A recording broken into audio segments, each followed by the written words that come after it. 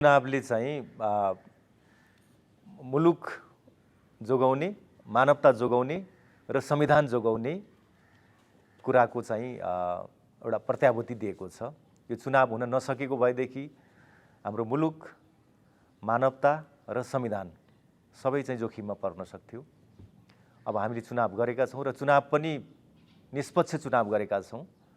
चुनावी सरकारले सुदृढ चुनाव गरोस् भन्ने अपेक्षा थियो।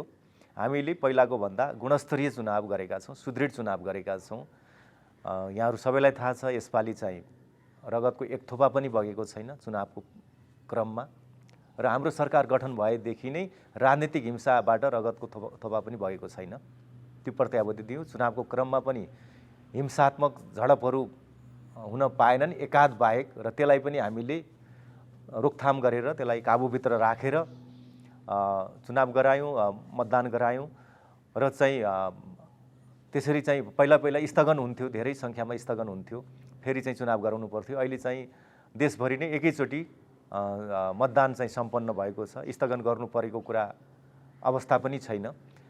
यो सबै कुरा चाहिँ हामी एउटा राजनीतिक सुशासनको लागि यति अब मानकहरू चाहिँ हामीले बढाउनै पर्छ, मानक बढाउनुपर्छ, हाम्रा मानकहरूलाई सुदृढ गर्नुपर्छ ताकि चाहिँ भविष्यमा आउने सरकारले पनि ती मानकहरू भत्काउन नसकोस्, त्योभन्दा ती मानक घटाउन नसकोस् भन्ने नयाँ लक्ष्यका साथ हामीहरू लक्षित नतिजा त्यो तहको लक्षित नतिजाको हामीले एउटा चाहिँ अपेक्षा राखेर यो काम गरेका थियौँ। हजुर।